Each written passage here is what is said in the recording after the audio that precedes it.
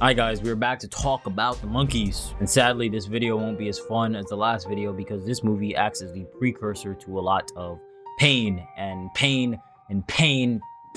sadness that is the third movie. But before we get to those 2 hours of joyous fun, let's talk about the dawn of the planet of the apes. Hashtag Team Monkey. Bada bing, bada boom. This movie takes place 10 years after the events of the first movie, in which Cesar and company had broken out of custody and escaped into the woods. Also, while James Corden, and we can all see you dying right now. Remember James Corden? Yeah. If you didn't watch my last video, it's this guy, that guy right there, same goddamn. James Corden here, after some extreme Mickey Mouse shenanigans, ends up in a situation where he accidentally inhaled the monkey drug ALZ-113, the same drug that was used on Bright Eyes, the original tested ape, to massively boost her intelligence, just firing up them synapses, you know? And for the apes, you know, this was fucking great.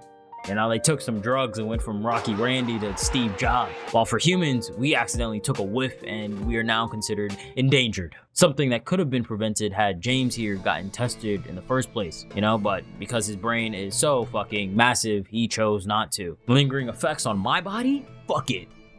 Fuck. And instead spreads the virus to an air pilot before going home and dying. So you think about how bad it is being sick, right? Now you throw crack, a bunch of crack into that sick soup. You know, I guarantee you won't be feeling that bad. Great. You won't be feeling that great. And so for 10 years, the whole world was eating that crack soup, whether you wanted to or not. Going into work, crack, crack, crack, crack. Going home, crack, crack, crack, crack. Waiting in line at Costco to buy your grandfather's casket.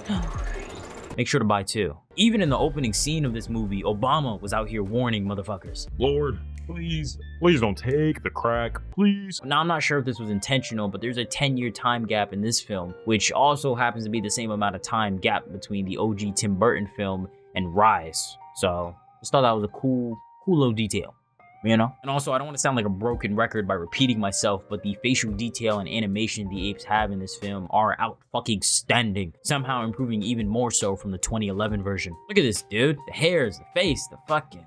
God, that looks so fucking good. Now, if you thought that Cesar was one scary John Wick-X type of character in the previous film, then in this film, you'd probably feel that he's more akin to a Tommy Shelby X Uncle Iroh, finding a way to rewrite the very definition of being both badass and imposing. Cesar, who I joked about being a godsend to these apes before, doesn't seem nearly as important compared to the next two films. It was pretty much only like the last 15 minutes or so of the first film that we got to see Cesar operate such a large force, versus that being the case for the entire next two films. It's good, you know, it's natural, simply carrying that energy over into this film, which creates some nice drama because of it. These days, you got to be grateful for a writing decision like that, because the alternative could have been a lot worse. Think about how ass it would have been to start this movie and Cesar wasn't the leading character in the franchise anymore. Instead, he was just some bum hiding in a cave, booted out because he lacked what was needed to lead, drinking cow milk and shit and fucking... My point being is that they did it. They nailed the cool factor.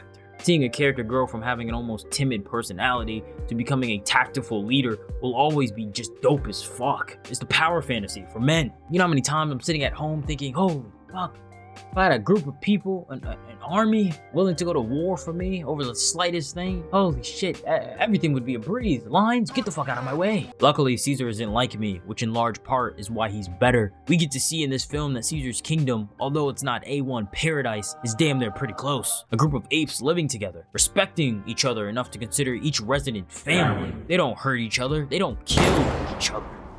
Wait, even Randy? Yes. Even Randy, that evil motherfucker, is still one of us too. It's all kumbaya and peace, you know? Well, that is until humans came into town, which, like anything, more humans always equal fun times ahead. There's a funny scene to me in which Professor Rice and Cesar share a heart-to-heart, you know, getting old and shit. Damn, that's deep. And Cesar makes a comment that they haven't seen humans in 2 years because of the crack soup shenanigans. And Rice delivers such a facepalm of a line that because they haven't seen humans in 2 years, well, they must be gone. Look, he even does like the for sure head nod. Like, trust me, bro, they're gone. Yeah, I know, they must be gone. They must. I'm not jinxing it. But he does, and the humans are in fact not gone. No, in fact, they're here. They're here to stay. Which kickstarts the fuckery. Now, as for the human plotline in this film, which personally I could give two fucks about. The general gist of what you need to know is that there's a group of survivors from the monkey crack epidemic who are maybe immune, maybe not. They don't live long enough for it to matter. The group takes refuge in the city, but oh no, the city is running out of power. The generator gasping on life support, and in order to prevent full-on anarchy, they need to find a new source of power. That power being a dam located near where the apes live. Hence, the drama for this film. They want the land, they don't want them fucking alive. Bald cut here is this movie's bigot, just causing issue after issue. Anytime he talks, it's just to yap and complain. They're talking apes with big ass spears. Dare I say, I prefer the Dark Wizard from last movie. You see, he's just a dick.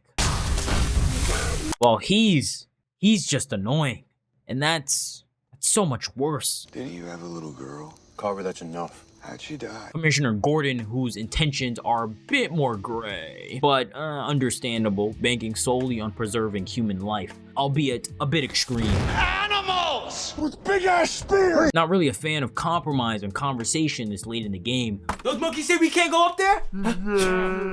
So the only good human okay enough to be on Team Monkey, Malcolm X and family. Malcolm, the only character with enough brain cells to think that, hey, you know, these guys are strong as shit. They got weapons and formation. You know, maybe we can leave, you know, going to full-on war with them as a last resort.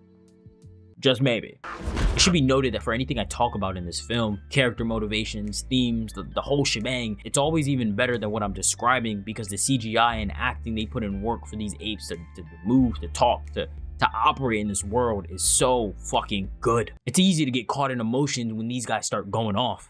Kill apes. KOBA, fight for KOBA. Malcolm, as said earlier, does not want war with the apes. So despite Cesar's warning, Malcolm yet again attempts to compromise to allow the humans access to the dam, thus preventing bloodshed. The moral being that if you're told not to try try again.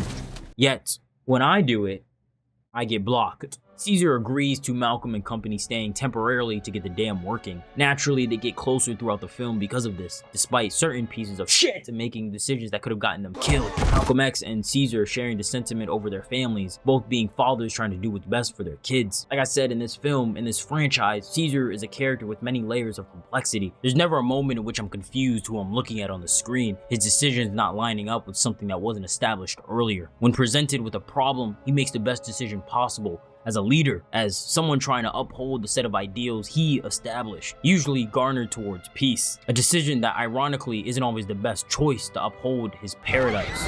Because now would be a good time to talk about KOBA. KOBA, more so than the humans, is the true antagonist of the film, whose beliefs and actions stand in direct contrast to Cesar's. This movie's writing does something that I really like, which is that despite KOBA's motivation essentially being to enslave or exterminate all humans, drastic. Yes, KOBA doesn't come across as cartoony or overly edgy in his actions. We've seen this before, the on-the-nose bigotry towards a certain character or group. This trope is usually not interesting because the arc the character has to learn is usually the same.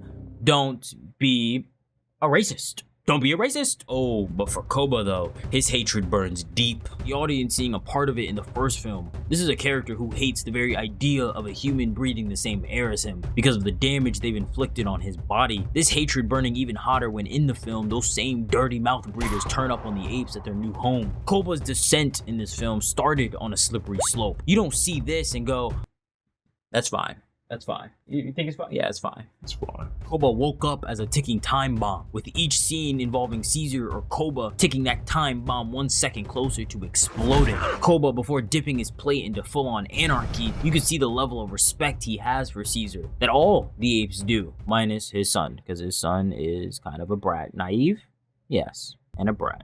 So he gets a pass. KOBA hates the humans, but he was at least initially willing to compromise, holding his temper in, while Cesar handled the situation. It's not till Cesar starts compromising with the humans that KOBA starts to boil. It's happening again. KOBA's own insecurities lashing out in the form of hate and anger. How dare you compromise with them? How dare you not kill them when they don't listen? What a weak leader. Challenging Cesar's authority several times in the film. One of those times taken a bit too far, resulting in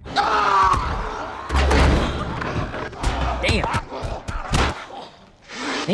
Yeah, not the best look for the boy. Generational humbling in full effect. And because of that fight, it's apparent that in a way, KOBA proved his point. Cesar almost killed KOBA for that accusation, which to the other apes, looks like Cesar went that far in defense of the humans. Son, disappointed. That moment marking the rift drawn between them, kickstarting the third act. KOBA, his best man and scout, no longer sees any reason to inform Cesar of what the humans might be up to. In fact, KOBA decides to deal with their human problem altogether. World War Monkeys.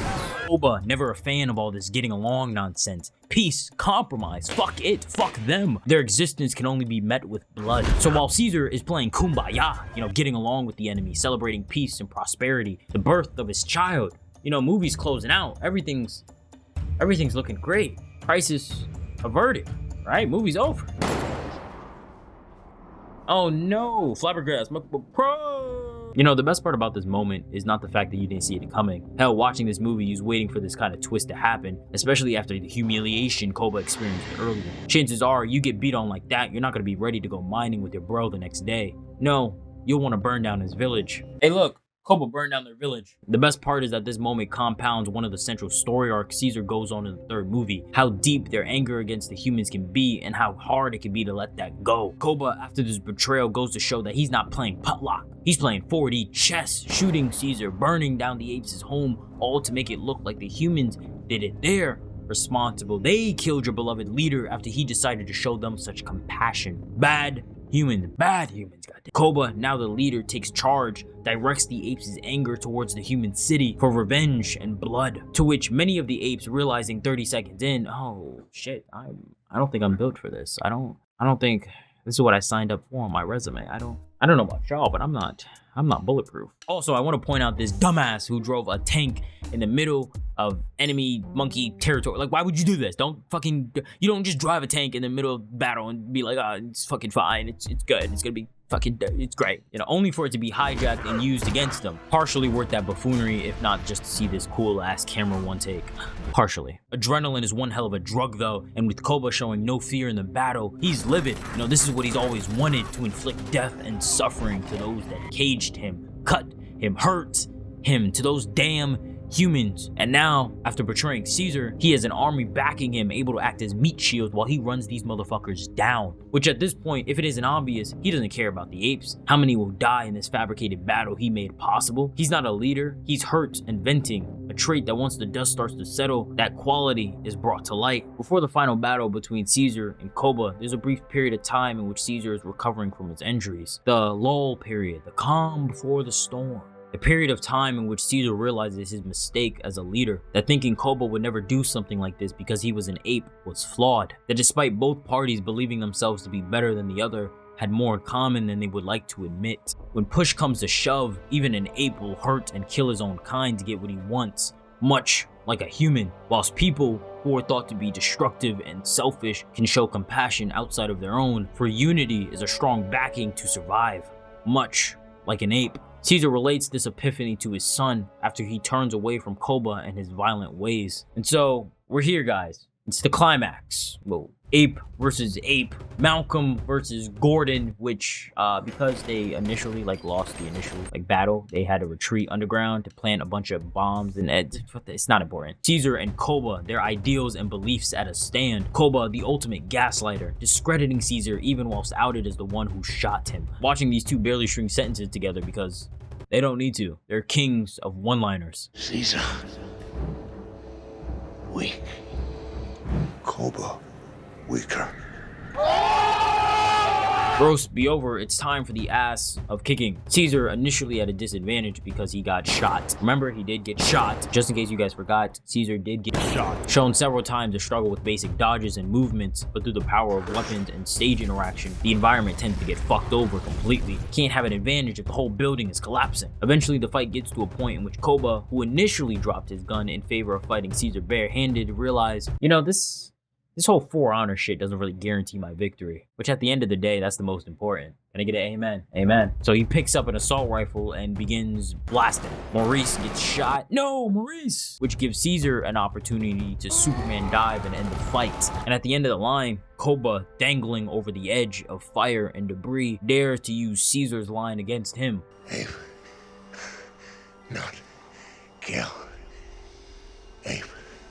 He says this with the most evil, like, look at his fucking face. The most evil, you let me up, I'm gonna stab you in the fucking back, dog. Dog, change your fucking face. I'll move fast. So Cesar, being the established gangster that he is by this point, he went through this epiphany. He drops KOBA. He's not part of the team. He's selfish and violent, a thorn that you can never be comfortable around. Sleeping with one eye open, given power, he seeks oppression and pain. His actions trickling even beyond this movie, hurting the very team he was once a part of. He is not Ape.